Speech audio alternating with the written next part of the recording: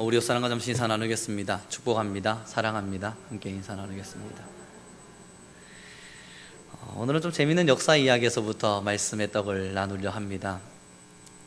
기독교가는요, 원래 예배를 드릴 때 동굴에서 예배를 드렸어요. 왜냐하면 탄압 때문입니다. 너무 탄압이 심했기 때문에 숨어서 동굴이나 아니면 일반 가정집에서 예배를 드려왔습니다. 그러다가 3세기를 넘어서면서 콘스탄틴이라고 불려지는 한 황제가 기독교를 공인합니다. 국교로 공인한 건 아니고 이젠 기독교를 믿어도 된다라는 시인을 해주게 되죠. 그때부터 시작해서 기독교는 붐 아닌 붐이 일어나게 됩니다. 그전에는 기독교가 정말 힘없는 종교, 다시 말해서 버림받은 종교와 같이 기생하듯 동굴 혹은 감옥 같은 데서 살아남고 있었지만 이 3세기를 넘어서면서부터는 이제 궁궐 같은 성전들이 지어지기 시작합니다. 왜냐하면 그때 당시에 황제였던 콘스탄틴이 기독교인이었기 때문입니다. 이 황제에게 잘 보이기 위해서 많은 이들이 교회를 들어오기 시작했고, 그때는 귀족들, 돈 있는 사람들이 교회를 많이 찾았을 거 아니에요. 그러면서 교회의 성전이라고 하는 것이 그때부터 아름다운 형태를 꾸며가면서 만들어지기 시작하게 되죠. 그러다 보니까요, 누군가 황제에게 잘 보이기 위해서 교회에다가 많은 헌물들을 하게 됩니다. 황제님, 제가 이번에 교회에 이 정도의 아름다운 성상을 넣었습니다. 그랬더니 또 다른 귀족은 자기도 나름대로 벼슬아치의 역할을 해야 되니까 황제님, 저도 교회에 이번에 성상보다 더 아름다운 말씀 구절이 적혀있는 스티커를 붙여주었습니다. 이번에 저는 교회에다가 이런 밭을 드렸습니다. 그런 이야기들이 주고받아지게 되고, 그 말을 들은 황제는 기쁜 마음으로 또 그 사람들에게 많은 상들을 주기도 합니다. 그러면서 교회 안에는요, 나름대로 열심을 품고 성물, 성상을 섬기는 사람들이 많아지기 시작합니다. 그러다 보니까 죄라고 하는 것을 그들 스스로 극복할 수 있는 힘을 잃어버렸어요. 이게 무슨 이야기냐면, 교회에서 원래 기독교의 첫 번째 모임의 시작은 자신들의 죄를 탐복하고 통회하면서 하나님의 사랑을 부여잡는 일이었는데, 이제 기독교가 공인화되면서 많은 이들이 하나님을 믿기 시작하고 벼슬을 받기 위해서는 어쩔 수 없이 교회를 가야 하는 일들이 일어나다 보니까 그곳에 많은 물질 공세들이 일어났습니다. 그러니까 이게 교회는 죄의 사함을 받는 공동체가 된 것이 아니라, 교회라고 하는 자체는 자신의 벼슬 혹은 자신의 권력 혹은 자신의 그 명성을 높이는 도구가 되어진 거죠. 그럼 그곳에 있는 사람들이 어떻게 하겠습니까? 더 명성을 쌓기 위해서 노력하게 되고 더 많은 권력을 얻기 위해서 노력하게 되니까 이제 깨어있는 사람들이 나타나기 시작하는 겁니다. 교회는 이러면 안 되는데, 교회는 이러면 안 되는데, 그러면서 다시 죄에 대한 책망이 일어나게 되고요. 그럼 그렇게 권력 있는 사람들, 명예 있는 사람들에게 죄를 책망하려 하니까 말로 되지가 않는 거예요. 그래서 죄에 대한 대가를 치르도록 합니다. 3일 금식, 일주일 금식, 아니면 무릎 꿇고 몇 시간씩 기도. 그리고 그런 역사가 몇천 년의 역사를 흘러가게 되죠. 천여 년의 시간이 더 흘러가서 15세기가 되었을 때쯤 종교개혁은 일어나게 됩니다. 왜 그때 당시 종교개혁이 일어나게 됐냐면 바로 그 죄사함이 문제가 되었습니다. 죄사함이라고 하는 것 자체가 이 천년이란 시간 동안 금식 7일 하십시오. 그럼 하나님 용서해 주실 겁니다. 그렇다면 당신은 3일의 금식을 명합니다. 교회에서 그렇게 징벌을 하다 보니까 그렇게 나름대로 자신이 죄를 지었다는 것을 회개할 수 있는 방법이 어느 정도의 헌신이라고 생각을 한 겁니다. 금식을 하든 아니면 무릎을 꿇고 평생을 기도하든 아니면 채찍으로 자신의 몸을 때리든 나름대로 가시적으로 보여줄 수 있는 일들을 해야만 죄사함이 일어날 거라는 믿음을 가지게 된 겁니다.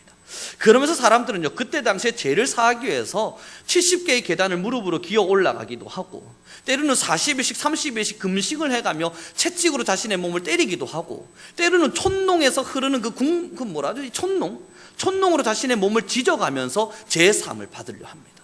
죄사함을 받을 수 있는 방법이 나름대로 자신들이 그 죄에 대한 대가를 치를 때 그것이 가능하다 믿었기 때문입니다.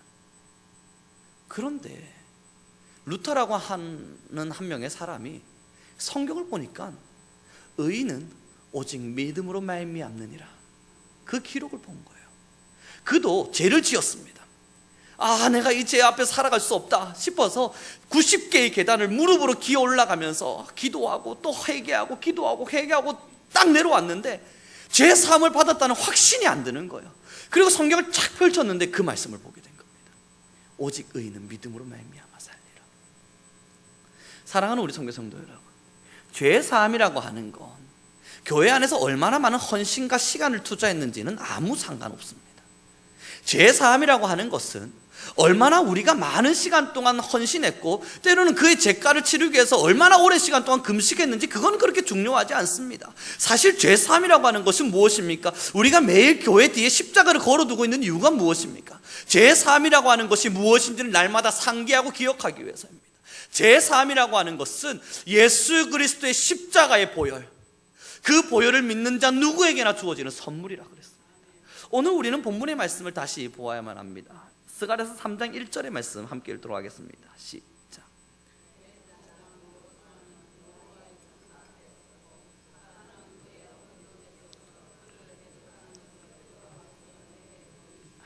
스가랴의 네 번째 환상입니다. 스가랴가 네 번째 환상 가운데 무엇을 보냐면 대제사장 여호수아가 사탄과 함께 서 있는 것을 보게 되는 겁니다. 여기서 이 여호수아는요, 우리가 알고 있는 저기 여호수아서를 기록한 여호수아가 아니고 지금 이 1차 기한을 할 때 스룹바벨과 예수아가 이 이스라엘 민족들을 데리고 나오게 되는데, 이 바벨론의 포로로 있다가 이스라엘이 기한할 때 예수아라고 하는 사람과 스룹바벨이라고 하는 사람이 이들을 데리고 오게 되는데, 이 예수아가 여호수아입니다. 그래서 지금 이야기하고 있는 여호수아는 바로 그 사람이에요. 근데 여호수아를 보십시오. 이스라엘 민족을 데리고 온 그 지도자가 누구 옆에 서 있냐면 사탄 옆에 서 있는 거예요. 1절 말씀 우리 다시 한 번 더 보도록 하겠습니다. 시작. 대제사장 여호수아는 여호와의 천사 앞에 섰고 사탄은 그의 오른쪽에 서서 그를 대적하는 것을 여호와께서 내게 보이시느니라. 이 사탄이 오른쪽에 서서 뭐 하고 있습니까? 대적했다. 이것을 이제 성경 원어로 찾아보니까 혼악질, 다시 해서 고자질하고 있었다는 겁니다. 이 여호수아 보세요. 하나님 천사야. 봐라, 이 여호수아, 이스라엘의 지도자로 불려지는 이 여호수아를 봐라. 얼마나 제약되고 얼마나 타락했느냐 라면서 그의 죄를 열심히 고발하고 있었던 겁니다. 그 오른편에 서서 말입니다. 이 여호수아가 완벽한 사람입니까? 이스라엘 지도자라 하더라도 완벽할 수 없지요. 그러니까 그 수많은 죄 앞에서 무너지고 있었을 때 2절 말씀 함께 읽어보도록 하겠습니다. 시작. 사탄아, 여호와께서 너를 책망하노라. 예루살렘을 택한 여호와께서 너를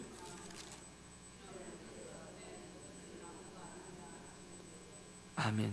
하나님께서 사탄이요, 이 여호수아의 죄를 낱낱이 고해주고 있는데, 하나님 여호수아는 이런 죄도 지었고요, 이런 죄도 지었고요, 이런 죄도 지었으니 죄인입니다, 책망하십시오 라고 고자질하고 있을 때 하나님께서 사탄을 책망합니다. 여호수아가 아니고요, 죄인된 여호수아가 아니라 사탄을 책망하면서 너 도대체 누구를 책망하느냐 이야기하면서 3절은 제가 읽어드리죠. 여호수아가 더러운 옷을 입고 천사 앞에 서 있는지라. 더러운 옷이에요. 여호수아 그 자체가 굉장히 더러운 옷을 입고 천사 앞에 서 있는 거예요. 이 사탄이 분명히 그를 고발할 만하죠. 그러나 4절에 이렇게 기록됩니다. 여호와께서 자기 앞에 선 자들에게 명령하사 그 더러운 옷을 벗기라 하시고 또 여호와에게 이르시되 내가 내 죄악을 제거하여 버렸으니 내게 아름다운 옷을 입히리라 하시기로. 사랑하는 우리 성도 여러분, 여호수아가 하나님 앞에서 대단한 사람이었기 때문에, 아니면 죄인이 아니었기 때문이 아니고요, 사탄이 충분히 고발할 만한 죄를 짓고 살았음에도 불구하고 하나님은 그의 더러운 옷을 벗기시고 그의 깨끗한 옷을 입히시면서 내가 너의 모든 죄를 제거하겠노라 말씀하십니다.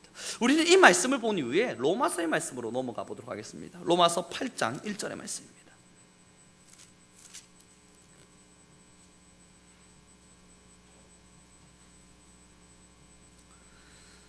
로마서 8장 1절입니다. 함께 읽겠습니다. 시작.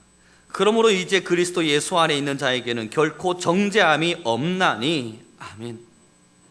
예수 그리스도 안에 있다면 정죄함이 없답니다. 우리가 죄가 없는 것이 아니라 예수님께서 우리의 죄를 씻어주심으로 말미암아 우리의 죄가 사함을 받은 것입니다. 그러므로 오늘 2절부터는 제가 다시 읽어드리죠. 이는 그리스도 예수 안에 있는 생명의 성령의 법이 죄와 사망의 법에서 여러분들을 해방하였기 때문입니다. 율법이 육신으로 말미암아 연약하여 할 수 없는 그것을 하나님은 하셨으니 곧 죄로 말미암아 자기 아들을 죄 있는 육신의 모양으로 보내어 육신의 죄를 정하사. 육신을 따르지 않고 그의 영의 요구를 따라 행하는 우리에게 율법의 요구가 이루어지지 않게 하려 하심이니라. 아멘. 사랑하는 우리 성도 여러분, 율법의 어떠한 행위로도요 구원받을 수는 없습니다. 우리가 구원받을 수 있는 유일한 길은 어디 있냐면 예수 그리스도의 제사함입니다. 고로 행위가 아니에요. 그러므로 우리가 이제 함께 이 말씀 속에서 나눠야 할 것은 진짜 구원을 받기 위해선 교회에서 열심히 행동하는 행위로 구원의 인정을 받을 수 없다는 겁니다. 십자가 앞에 서야만 한다는 겁니다. 그런데 이게 더 어려운 일이에요. 그저 내가 교회에서 열심히 헌신하고 아니면 기도 생활 10시간 하고 아니면 하루에 평생이라는 시간 동안 교회에서 봉사하면 구원이 주어지겠지, 이게 훨씬 더 쉬운 일입니다.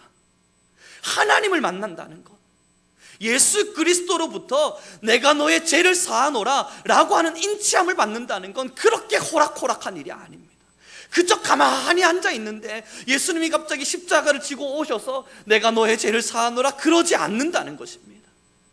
예수님을 만나야 하는 거예요. 믿음이라고 하는 것을 가져야 하는 것입니다. 그럼 여기서 믿음이라고 하는 것이 무엇을 이야기합니까? 내 생의 모든 것을 내려놓고 하나님을 주인으로 모시고 사는 그 삶을 이야기합니다. 사랑하는 우리 성도 여러분, 그저 교회에서 나름대로 봉사와 헌신을 하라, 그리하면 구원이 있을 것이다, 옛날 천주교와 같이 그러한 교리로 가르친다면 구원을 받기 너무너무 쉬운 겁니다. 제가 할 수 있는 헌금을 드리면, 아니면 제가 할 수 있는 노력을 드리면 그 노력에 따라서 구원을 받는다면 그것이 뭐 그리 대단한 구원입니까? 저는 그래서 천주교도들을 만날 때마다 늘 하는 이야기가 그거예요. 그들이 저희들 보고 매일 하는 이야기가 너희는 굉장히 값싼 구원을 받았다는 이야기를 해요. 왜 그러하냐면 가만히 앉아 있었더니 예수님이 구원을 해주셨으니까, 너희를 구원해 주신다 했으니까 너희는 아무 노력도 하지 않았는데 예수님이 구원해 주신 거니까 그 값싼 거 아니냐. 우리는 구원받기 위해서 도덕적인 삶도 살아야 되고, 우리는 구원받기 위해서 착한 행실도 열심히 노력해야 되고, 우리는 구원받기 위해서 내 나름의 노력을 다해서 구원을 쟁취해낸다 이야기를 합니다. 저는 누누이 이야기해요. 그게 값싼 거라고요. 내가 기껏 할 수 있는 도덕이 얼마나 대단합니까? 우리가 해낼 수 있는 착한 행실이라고 하는 것이 얼마나 착할 수 있습니까? 우리가 자기 자신을 포기해가면서 누군가를 헌신하고 사랑한다 한들 우리가 얼마나 대단한 사랑을 할 수 있습니까? 기껏 그 정도 했는데 나에게 구원을 준다면 저는 그 구원을 값싸다 이야기하겠습니다. 우리가 받는 구원은요, 우리의 행위로 값어치를 치를 수가 없는 거예요. 내가 아무리 착한 행실을 평생을 다해도 도저히 가질 수 없는 구원이에요. 그렇기 때문에 예수님께서 우리에게 주시는 건데, 그 값비싼 구원이 그저 가만히 있는 우리에게 주어지냐는 겁니다. 그 값비싼 구원이 그저 가만히 있는 우리에게 주어지냐는 겁니다. 우리는 오늘 로마서의 말씀을 다시 한 번 더 보도록 하겠습니다. 8장 9절의 말씀입니다. 함께 읽도록 하죠. 로마서 8장 9절입니다. 함께 읽겠습니다. 시작.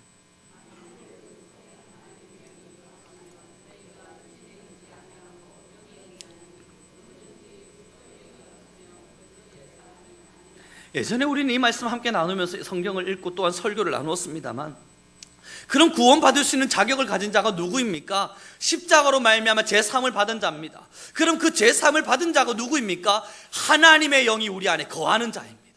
내 속 안에 하나님의 영이 거하는 자. 그럼 내 속 안에 하나님의 영이 거한다는 게 무엇입니까? 나라고 하는 자아가 사라지는 사람입니다.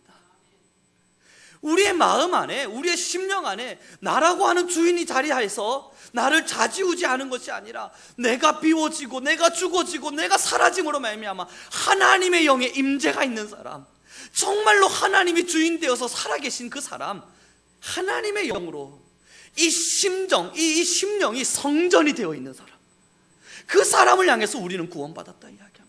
사랑하는 우리 성도 여러분, 그러므로 구원은요 정말 거하기 어려운 겁니다. 이 제사함이라고 하는 것, 내가 하나님 제사함 해주십시오 잠깐 기도하고 말면 되는 문제냐? 그렇지 않더라는 겁니다.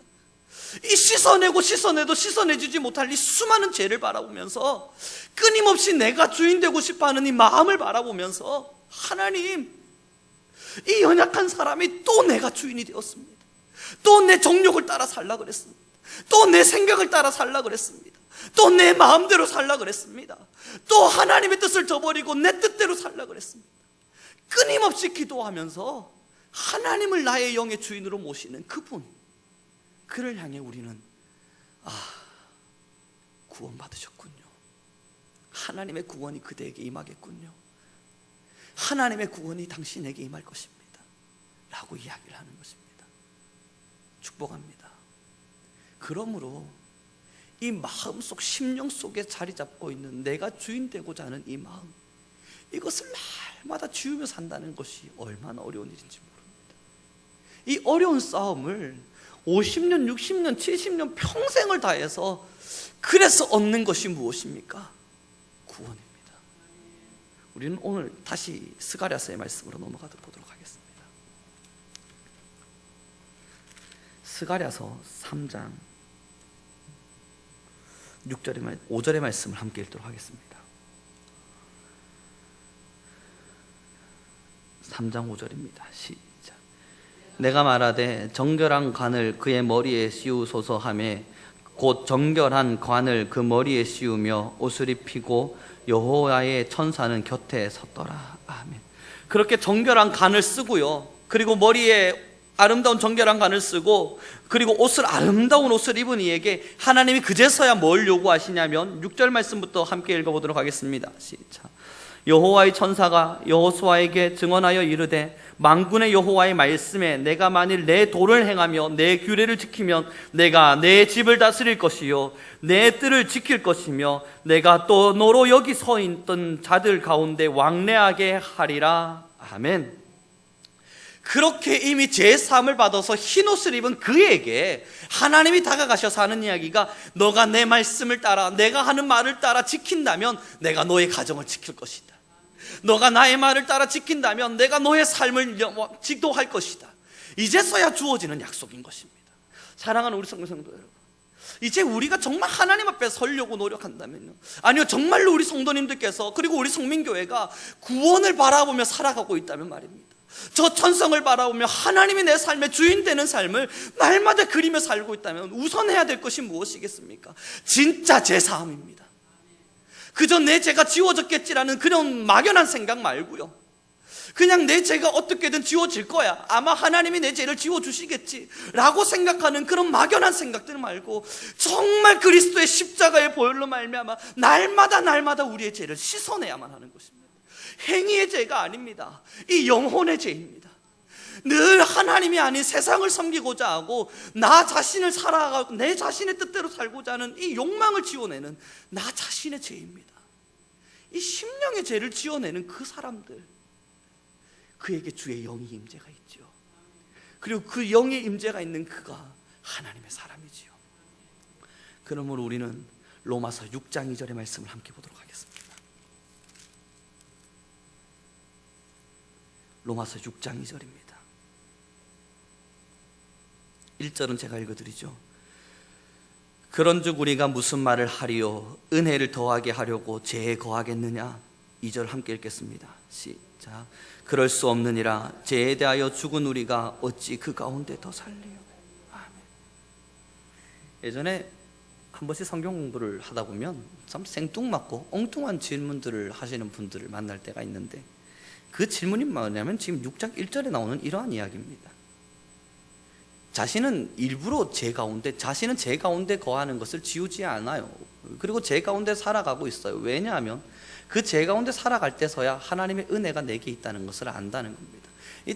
더 쉽게 이야기를 하면 뭐냐면, 자신이 죄를 지어야, 자신이 죄를 한 번씩 지어야, 그러니까 그 죄를 짓고 회개를 하면서 또 하나님의 은혜를 만끽하고, 또 사람은 원래 그렇대요. 또 그렇게 죄를 지어야 또 회개하면서 자신의 죄를 회개하면서 또 하나님의 은혜를 만끽하고, 그렇게 살아간답니다. 근데 오늘 로마서 말씀을 좀 보십시오.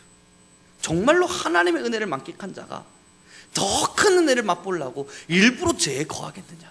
그럴 수 없느니라. 그러면서 2절에 이렇게 이야기합니다. 죄에 대하여 죽은 우리가 어찌 그 가운데 더 살겠느냐?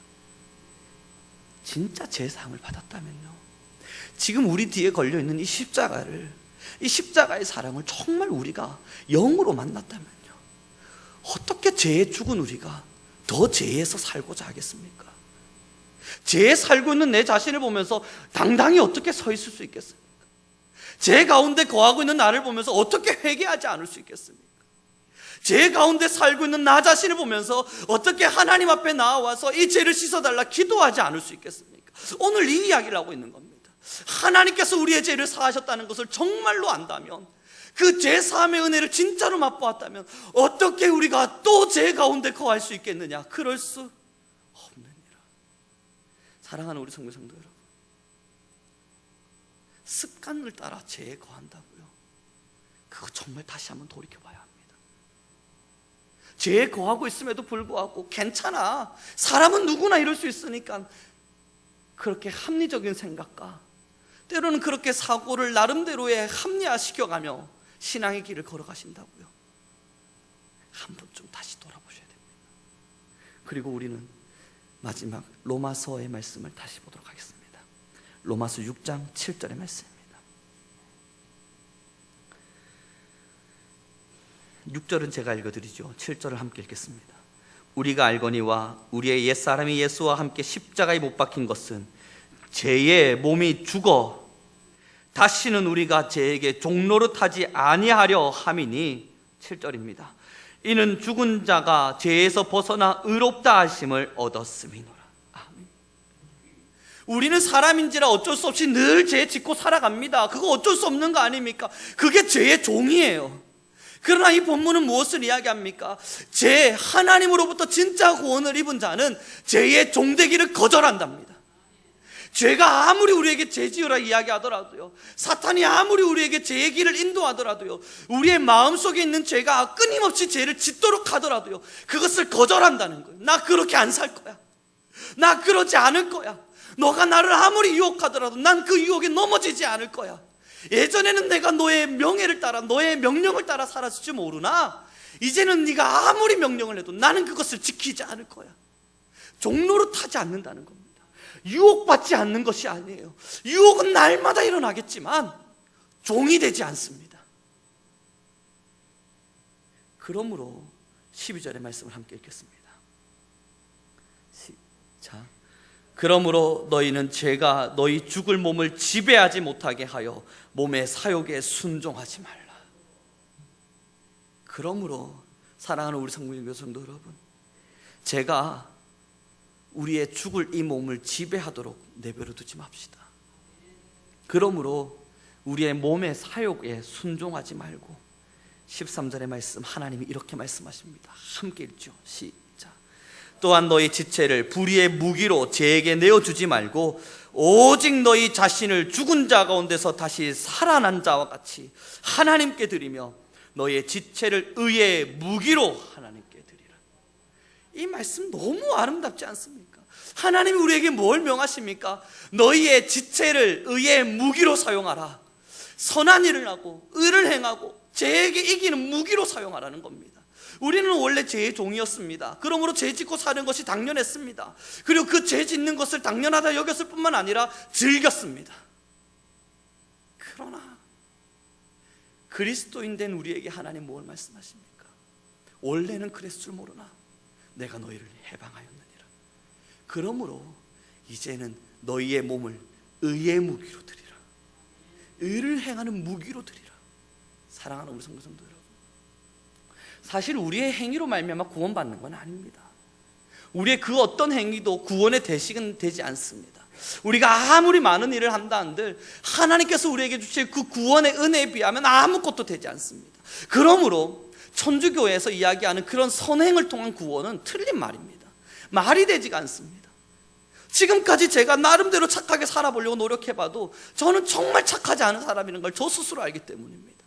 천성적으로 착한 사람을 만나봐도 그 사람 마음에 있는 나쁨과 악함을 충분히 보기 때문에 사람은 선행을 아무리 한다 한들 그 선행으로 구원받을 수 없습니다. 우리의 선행으로는 구원받을 수 없죠. 그래서 하나님의 놀라운 은혜가 우리에게 주어졌습니다. 십자가로 말미암은 제사함.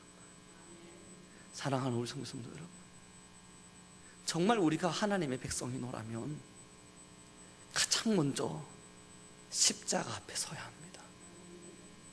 이 십자가 앞에 서 있음은 일회성이지 않습니다. 사도 바울이 이야기했듯이 날마다 자기 자신을 쳐 죽이노라. 십자가 앞에 선다는 것은 한 번 하나님을 만났고 내가 한 번 하나님께 회개했다고 해서 그것이 영원하지 않는 것입니다. 날마다 자기 자신을 치는 일들이 일어납니다. 정말 우리가 십자가 앞에 서 있다면요, 정말 우리가 구원의 은혜 앞에 서 있다면요, 그러므로 우리는 죄의 종으로 살지 아니하고 진실로 의의 무기로 우리의 몸을 드릴 수 있는 우리가 되기를 소망합니다. 말씀을 마무리 짓도록 하죠. 여전히 교회 안에는 자신이 하고 있는 행동이 구원이 될 것이라고 착각하는 이들을 만날 때가 있습니다. 내가 이만큼 하나님께 했으니까 하나님이 나를 구원해 주실 것이라는 믿음을 갖죠. 그것은 틀린 믿음입니다. 내가 하나님께 이만큼 했으니까 이 정도면 구원받을 만한 자격이 된다 생각하는 이들을 만날 때가 있습니다. 그러나 그 또한 틀린 믿음입니다. 내가 단 한 번도 예배를 빠진 적이 없으니까 이 예배를 영원히 오랫동안 드렸던 이 신앙이 나를 구원할 것이다. 그 또한 잘못된 믿음입니다. 우리의 구원은 오직 십자가로 말미암아 나옵니다. 이 십자가는 우리 성도님들의 심령의 죄를 보게 해줍니다. 내가 얼마나 죄인이었던가, 내가 얼마나 하나님 앞에 서지 못할 죄인인가. 그리고 이 죄의 고백은 우리의 마음 안에 평안을, 때로는 안식을, 때로는 위로를 선물해 줍니다. 그리고 우리는 결심하게 되죠. 나 같은 죄인을 살리신 하나님, 내 평생을 여호와께 드리리라. 이미 구원받은 이들이 고백하는 내용입니다. 나 같은 죄인 살리신 하나님, 여전히 죄의 종된, 여전히 죄에 묶여서 살아갈 수밖에 없는 나 같은 자, 이러한 나를 살리신 하나님, 내 일생을 여호와께 드리리라. 우리